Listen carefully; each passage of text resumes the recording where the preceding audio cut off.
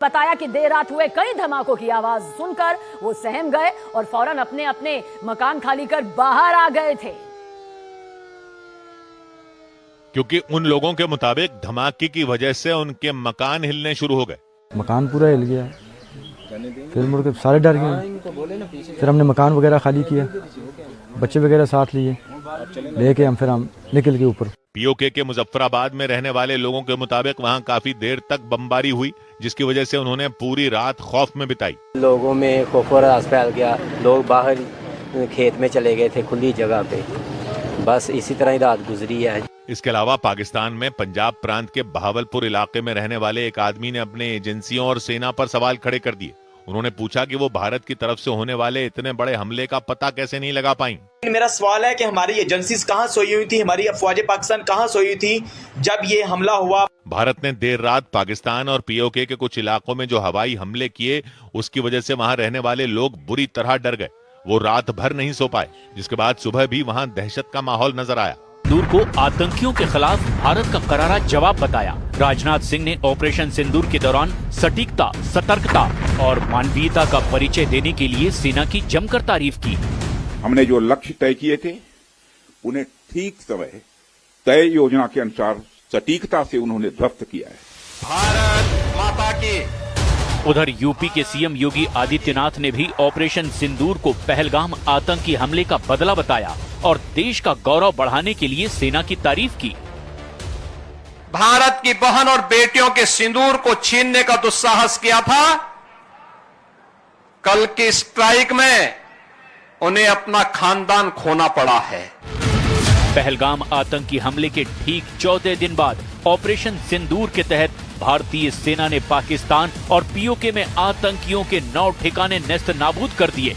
भारत के रडार पर अभी भी कई आतंकी ठिकाने हैं, उन पर बहुत बड़ा एक्शन भारतीय सेना के जरिए लिया जा सकता है।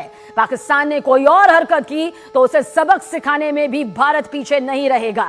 देखिए, ऑपरेशन सिंदूर के जरिए अभी 9 आतंकी ठिकानों को नेस्तनाबूद किया गया है। लश्कर ए तैयबा, जैश ए मोहम्मद, हिजबुल मुजाहिदीन के वो ठिकाने रहे जहां पर उसके हेडक्वार्टर को और आतंकियों का खात्मा किया गया। लेकिन अब भी कई ऐसे आतंकी ठिकाने हैं, कई ऐसे टेरर कैंप है जिनका ध्वस्त होना बाकी है। इसलिए ऑपरेशन सिंदूर आगे भी जारी रह सकता है। यह पाकिस्तान को और दहशत से भरने वाली खबर यकीनन हो सकती है। आतंक के हेडक्वार्टर पर आतंकियों के आका, जहां 2 दिन पहले तक दहशत की तकरीरें पेश करते थे, उन हेडक्वार्टर्स को भारत के हमले ने खंडहर में तब्दील कर दिया। मलबे का जर्रा जर्रा आतंकियों के विनाश की गवाही दे रहा है, लेकिन आतंकियों के अंत की ये महज शुरुआत भर है। सरकारी सूत्रों के मुताबिक आतंक के खिलाफ लड़ाई को जारी रखने में भारत हिचकिचाएगा नहीं।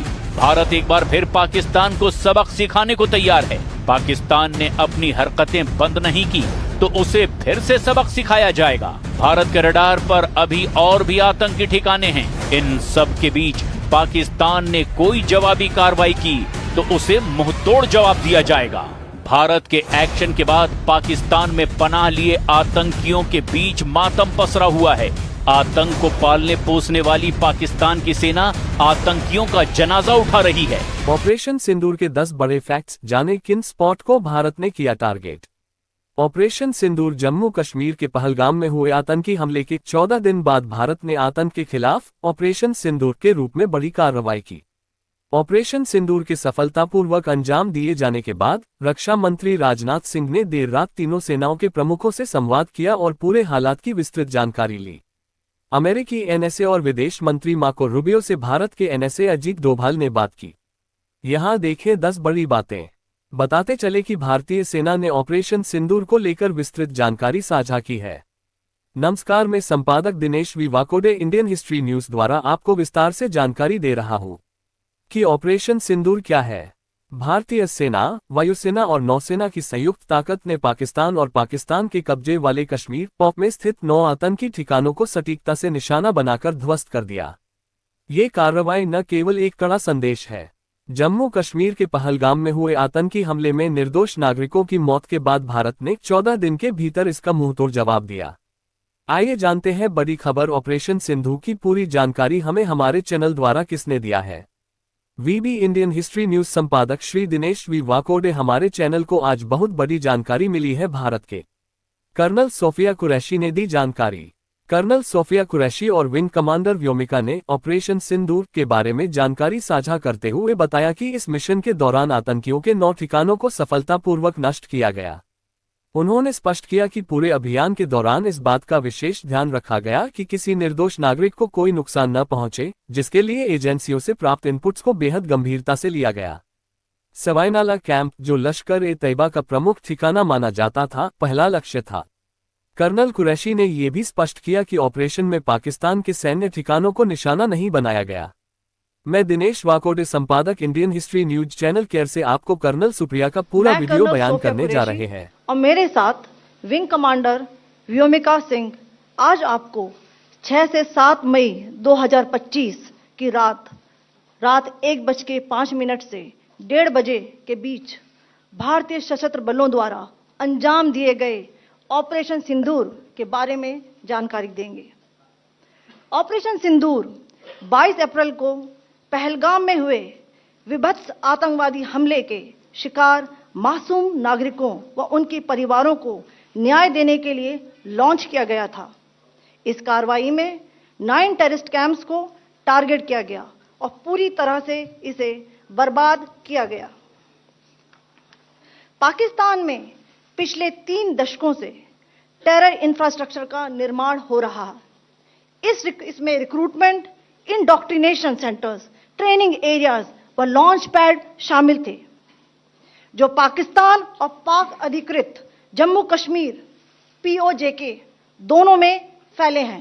लक्ष्यों का चयन विश्वसनीय इंटेलिजेंस सूचनाओं के आधार पर हुआ ताकि आतंक गतिविधियों की रीढ़ तोड़ी जा सके, और यह खास ध्यान दिया गया कि निर्दोष नागरिकों और सिविलियन इंस्टॉलेशन को नुकसान न पहुंचे। सबसे पहले सवाई नाला कैंप मुजफ्फराबाद, जो कि POJK के लाइन ऑफ कंट्रोल से 30 किलोमीटर दूर है। यह एक लश्कर-ए-तैयबा का ट्रेनिंग सेंटर था। 20 अक्टूबर 2024 सोनमर्ग, 24 अक्टूबर 24 गुलमर्ग, 22 अप्रैल 2025 पहलगाम, इन हमलों के आतंकियों ने यहीं से प्रशिक्षण लिया था। सैयदना बिलाल कैंप मुजफ्फराबाद, यह एक जैश ए मोहम्मद का स्टेजिंग एरिया है। यह हथियार, विस्फोटक और जंगल सर्वाइवल ट्रेनिंग का केंद्र भी था। गुलपुर कैंप कोटली, यह LOC से 30 किलोमीटर दूर था। लश्कर-ए-तैयबा का बेस था, जो रजौरी, पुंछ में सक्रिय था। 20 अप्रैल 2023 को पुंछ में और 9 जून 2024 को तीर्थ यात्रियों के बस हमले में यहीं से आतंकी को ट्रेन किया गया था।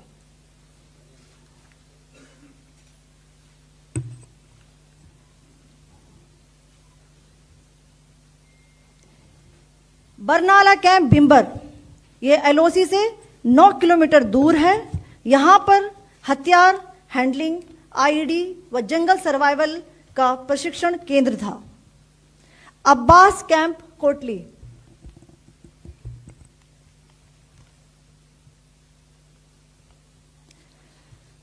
यह LOC से 13 किलोमीटर दूर है। लश्कर-ए-तैयबा का फिदाइन यहां तैयार होता था। इसकी कैपेसिटी 15 टेररिस्ट को ट्रेन करने की थी।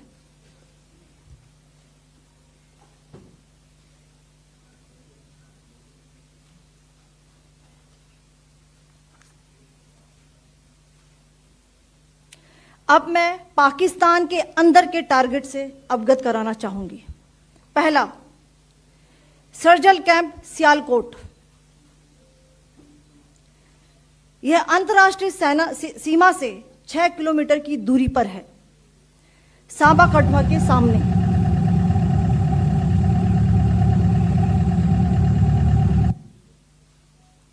मार्च 2025 में जम्मू एंड कश्मीर पुलिस के 4 जवानों की जो हत्या की गई थी, उन आतंकवादियों को इसी जगह पर ट्रेन किया गया था। दूसरा, महमूना जाया कैंप सियालकोट, यह 18 से 12 किलोमीटर आईबी से दूर था। हिजबुल मुजाहिदीन का बहुत बड़ा कैंप था। यह कठुआ जम्मू क्षेत्र में आतंक फैलाने का नियंत्रण केंद्र था। पठानकोट एयरफोर्स बेस पर किया गया हमला भी इसी कैंप से प्लान और डायरेक्ट किया गया था। मरकज ताइबा मुरीद के, यह आईबी से 18 से 25 किलोमीटर दूरी पर है। 2008 के मुंबई हमले के आतंकी भी यहीं से प्रशिक्षित हुए थे। अजमल कसब व डेविड हेडली भी यहां ट्रेन हुए थे।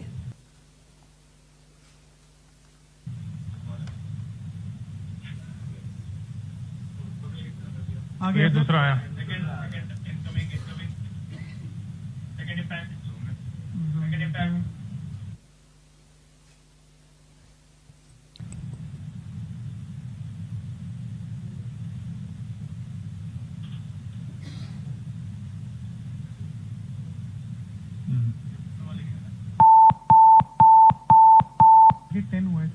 टारगेट 10 हुआ, एंक्लोजर सेम ही है।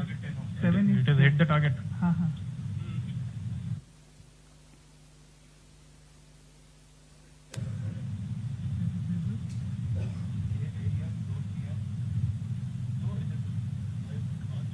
आ गया सर, इम्पैक्ट।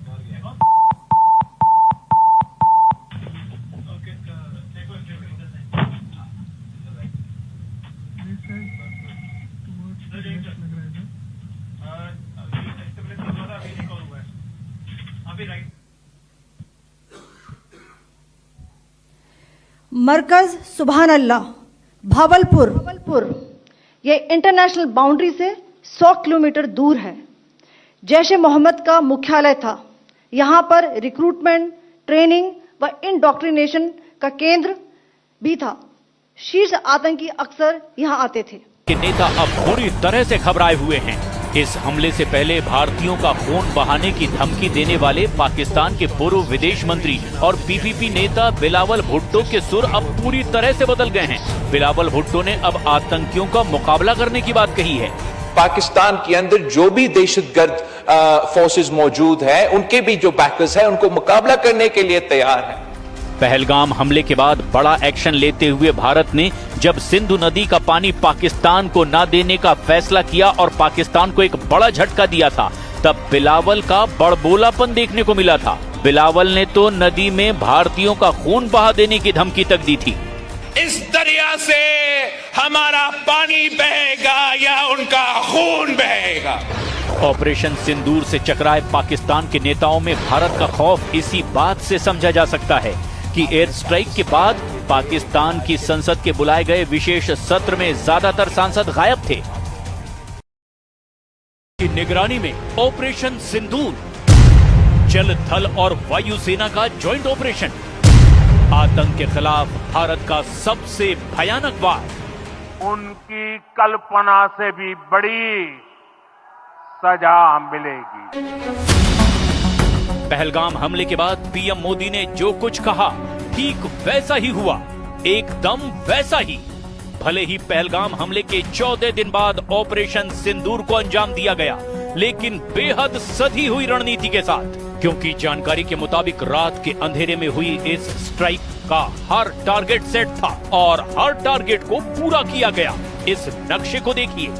बहावलपुर में जैश ए मोहम्मद का कैंप तबाह किया गया। मुरीदके में लश्कर ए तैयबा का, मुजफ्फराबाद और कोटली में आतंकियों के ट्रेनिंग कैंप को ध्वस्त किया गया। और अब इस स्ट्राइक का असर ये हुआ कि पूरे पाकिस्तान में हड़कंप मचा हुआ है।